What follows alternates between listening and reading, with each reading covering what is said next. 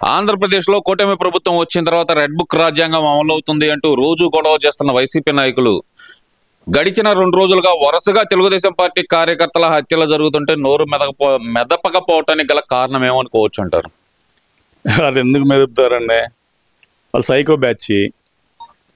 వాళ్ళు ఎప్పుడైనా కూడా ఎదుటి వారి మీద బురదేసి వీళ్ళు ఈ బురద దుడుచుకునే తల్లికి వాళ్ళు చేయాల్సిన పనులు వాళ్ళు చేస్తూ ఉంటారు. అది రాష్ట్ర ప్రజలు గత 12 ఏళ్ల నుంచి చూస్తూనే ఉన్నారు. మరీ ముఖ్యంగా 2019 నుంచి 2024 దాకా కూడా చూశారు. అలాంటప్పుడు ఇంక వాళ్ళని మనం ఎన్ని మాటలు అనుకున్నా కూడా వేస్టే కదా. ఇప్పుడు కూటమి ప్రభుత్వం వచ్చింది, వాళ్ళు చేసిన 5 సంవత్సరాలు చేసినటువంటి దాష్టికాల మీద మీనమేషాలు లెక్కేస్తూ ఉంది. ప్రభుత్వం వచ్చినాక, ప్రభుత్వం రాకముందు కార్యకర్తలని పోగొట్టుకుంది. ప్రభుత్వం వచ్చినాక కూడా కనీసం 7-8 మంది కార్యకర్తలని మరి వైఎస్ఆర్ పార్టీ వాళ్ళు పట్టణ పెట్టుకున్నారంటే ఇది ఈ కూటమి ప్రభుత్వం మెతకతనమే, చేతగానితనమే. కొంతమంది ఎదవలు అంటున్నారులే, ఆయనకి ఎన్నో ఒత్తుళ్ళు ఉంటాయి, ఏదో మాట్లాడుతున్నారు, ఎవరు పడితే వాళ్ళు సోషల్ మీడియా ఉంది కదా అని చెప్పానని సిగ్గులేని ఎదవలు, పోరంబోక ఎదవలు ప్రతిపక్షంలో ఉన్నప్పుడు ఇళ్లలో పొనుకొని బయటికి రాకుండా వైఎస్ఆర్ పార్టీ వాళ్ళతో చట్టా పట్టాలేసుకుని తిరిగి మళ్ళా ప్రభుత్వం ముఖ్యమంత్రిగా చంద్రబాబు నాయుడు అయినాక బయటకు వచ్చి సొల్లు వాగుళ్ళు ఆగుతున్నారు అన్నమాట. సొల్లు వాగుళ్ళు ఎదవలు. ఎప్పుడైనా పార్టీని అంటిపెట్టుకొని మగవాళ్ళలాగా ఉండోళ్ళు వాళ్ళు గట్టిగానే వాయిస్ ఇచ్చిన వాళ్ళని ఈరోజు కూడా వైఎస్ఆర్ పార్టీ వాళ్ళు ఆ రకంగా పొట్టను పెట్టుకుంటా ఉన్నారంటే అబ్బా కొడుకు కూడా సాబతుకుల్లో ఉండాడు, హాస్పిటల్లో ఉండాడు. మరి అతని పరిస్థితి ఏంటి? నిన్న వాళ్ళు నిజంగా మేము అసలుకి వచ్చి సమాధానం చెప్పిన దాకా మేము శవాన్ని తీయం అని చెప్పి అంటాం. ఒక సిన్సియర్ కార్యకర్తగా రామారావు గారు పార్టీ పెట్టి నుంచి మేము పార్టీలో ఉన్న నేను వాళ్ళని అభినందిస్తూ ఉన్నాను. అలా కాదు, ఇక్కడ రోజు రెడ్ బుక్ రాజ్యాంగం అమలవుతుంది, మా కార్యకర్తలను చంపేస్తున్నారు, హత్య రాజకీయాలు చేస్తున్నారని మాట్లాడే వైసీపీ నాయకులు ఇప్పటికే వాళ్ళ పాత పద్ధతి. పొంగనూరులో ఆ పద్ధతి ఎందుకు మారట్లేదు అనుకోవచ్చు అంటారు? అదేనయ్యా నేను చెప్తున్నాను. ఇప్పుడు పొంగనూరు ఒక మాఫియా రాజ్యంలాగా అయ్యి ఎదుటి పార్టీ వాళ్ళని ఎవరిని లేకుండా చేశారు. పులివెందుల ఒకటి, పొంగనూరు ఒకటి. అది చంద్రబాబు నాయుడు గారి సొంత జిల్లా, లోకేష్ బాబు సొంత జిల్లా. మీ సొంత జిల్లాలో మీ ప్రభుత్వం వచ్చినప్పుడు, మన ప్రభుత్వం ఉన్నప్పుడు ఆ జిల్లాలో అధిక నాయకులకి మీరు ఫ్రీడమ్ ఇవ్వాలి కదా. ఫ్రీడమ్ ఇవ్వకుండా మీరేదో ఇక్కడ మీరు అది చేయొద్దు, ఇది చేయొద్దు, మీరు వాళ్ళు పొడుతున్నా కూడా పొడిపించుకోండి, కేసులు పెట్టండి అనే సొల్లు మాటలు మాట్లాడతాం ఎంత మట్టి కరెక్ట్ అని చెప్పని నేను అడుగుతా ఉన్నాను ఈ ప్రభుత్వాన్ని. ఎందుకు చనిపోతున్నారు? ఎందుకు చంపుతున్నారు? మీరు ఏం చేస్తున్నారు? మీరు గట్టిగా యాక్షన్ తీసుకుంటే ఇది జరిగిద్దా? మీరు యువతల చేతులు కట్టేసి అవతల వారిని ఏమనకుండా పోలీసులు కూడా మేము ఇప్పుడు కాదు గత 8 నెలల నుంచి మొత్తుకుంటా ఉన్నాం. పోలీసులు ఇంకా చాలా మంది వైఎస్ఆర్ పార్టీకి కొమ్ము కాసే పోలీసులు అట్నే ఉన్నారు. వారిని మీరు మార్చలేదు. మార్చమని మిమ్మల్ని చేతులెత్తి ఏడుకుంటా ఉన్నాము. వారు ప్రతిదీ కూడా వైఎస్ఆర్ పార్టీ వాళ్ళకి జారమోస్తున్నారు. టీడీపీ వాళ్ళు ఫోన్ చేసినా ఎత్తరు, ఎమ్మెల్యేలు ఫోన్ చేసినా సరిగా సమాధానం ఉండదు, సీనియర్ నాయకులు ఫోన్ చేసి మాట్లాడుతున్నా వాళ్ళు సమాధానం ఉండదు. ఇక్కడ గంజాయి జరుగుతుందా, గంజాయి తాగుతున్నారు, గందరగోళంగా ఉంటుందా అని చెప్పి ఫోన్ చేసినా యాక్షన్ లేదు. ఇవన్నీ కూడా చాలా ఉన్నాయి. మీరు ఎందుకు మెతకతనంతో ఉంటున్నారు? బాబు గారు, మేము అసలు ప్రభుత్వం వచ్చినాక ఈరోజు ఈ 8-9 నెలల్లోనే 7-8 మంది కార్యకర్తలను మనం పోగొట్టుకున్నామంటే మన చేతగాంతనం కాదా? వాళ్ళని ఎందుకు వదిలిపెడుతున్నారు? పొంగనూరు పిల్లిని మీరు ఎందుకు అరెస్ట్ చేయలేదు?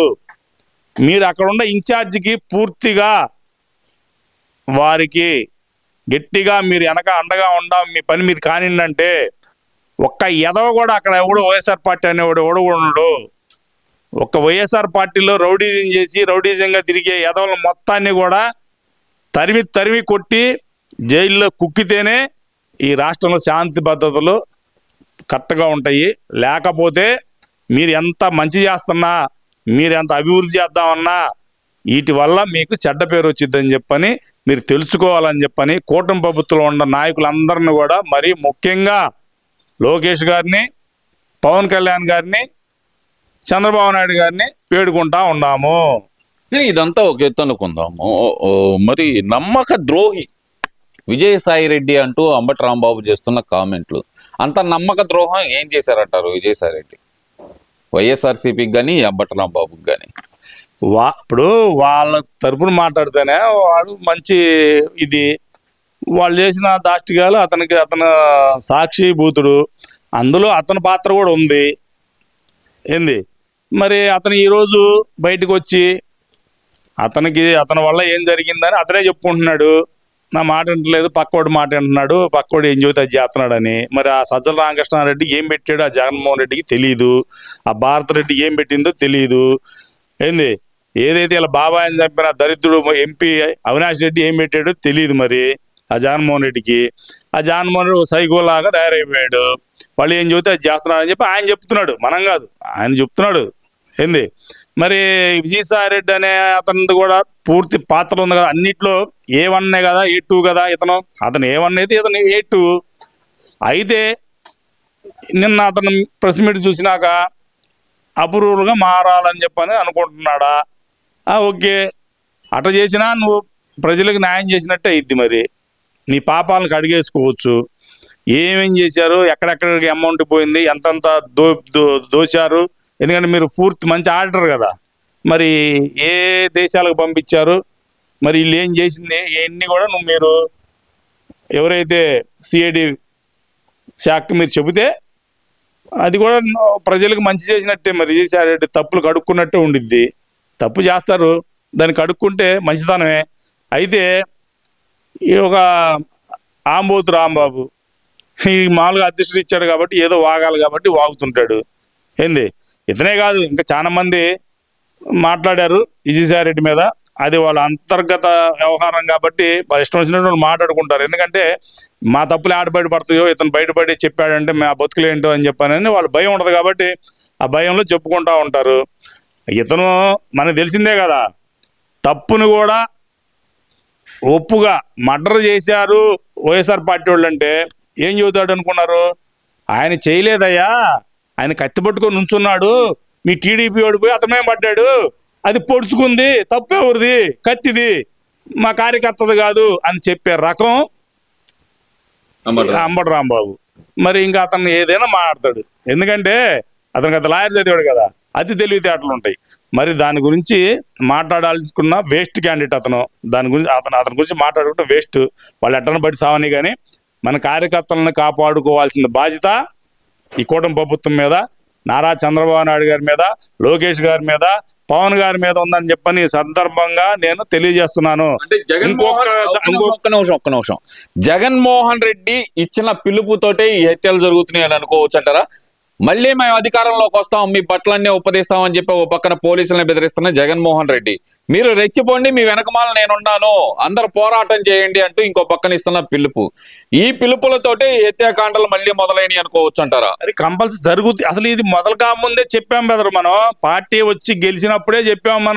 మనం వీడియోలు చూసుకోమనండి ఇప్పుడు. ఎందుకంటే మనం గ్రౌండ్ లో ఉంటాం. ఈ గ్రౌండ్ లో ఏం జరుగుతుందో మనకి తెలిసినట్టు ముఖ్యమంత్రికి కూడా తెలియదు. ముఖ్యమంత్రికి చెప్పేది ఎవరు? అధికారులు ఎవరు ఏం చెబుతారు? అధికారులు చెప్పినంత కరెక్ట్ అయితే ముఖ్యమంత్రి ఓడిపోయేవాడు. ఇంతకుముందు 2-3 మాట ఎందుకు ఓడిపోయాడు? ఇంటెలిజెన్స్ చెప్పింది కరెక్ట్ అయితే ఎందుకు ఓడిపోయాడు? మనకి 90% జనంలో మంచి ఇది ఉంది, అది ఉంది, ఇది ఉంది అని చెప్పానంటే కనీసం 50% ఓటేయాలిగా. మరి ఎందుకు ఓడిపోయాం? ఇవన్నీ కూడా అధికారులు లేదా కొంతమంది స్వార్థపూరిత నాయకులు వాళ్ళ పబ్బం కోసం ఏదో ఒకటి చెప్తా ఉంటారు.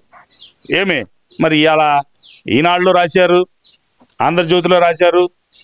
మరి మీరు మన మన మన కింద వ్యవస్థ కరెక్ట్గా ఉన్నట్టయితే అవి రావు కదా, ఏదో ఒకటి రాస్తూనే ఉండరు కదా.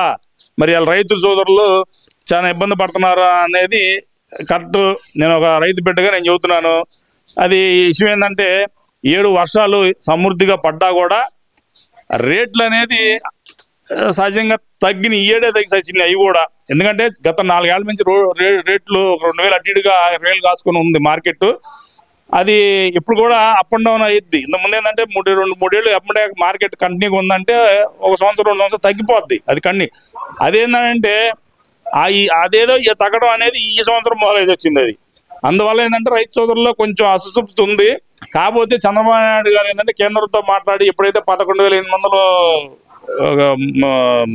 మిర్చికి ప్రకటించాడో అక్కడి నుంచి ఏంటంటే నికరంగా 13,000 నుంచి 14,000 నికరంగా 12,000 నుంచి కొంటున్నారు మార్కెట్. అయితే అది ఏంటంటే 17,000కి కనుక 18,000 దాకా ఉంటే కనుక రైతులకు కొంచెం వెసులుబాటు ఉండిద్ది. అది కాక అపరాలు ఏంటంటే మరీ దారుణంగా అడుగుతున్నారు అపరాలు మాత్రం. అది అపరాల మీద కొంచెం ప్రభుత్వం సీరియస్గా మార్కెట్ రంగంలో దించి కంపల్సరీగా కొంటే గనక రైతు సోదరులకి న్యాయం చేసినట్టుండిద్ది. ముందు రైతు సోదరులను కూడా కొద్దిగా కాపాడుకోవాల్సిన బాధ్యత ముఖ్యమంత్రిగా చంద్రబాబు నాయుడు గారు ఉంది కాబట్టి ఆ పని చేయవలసిందిగా కోరుకుంటా ఉన్నాం.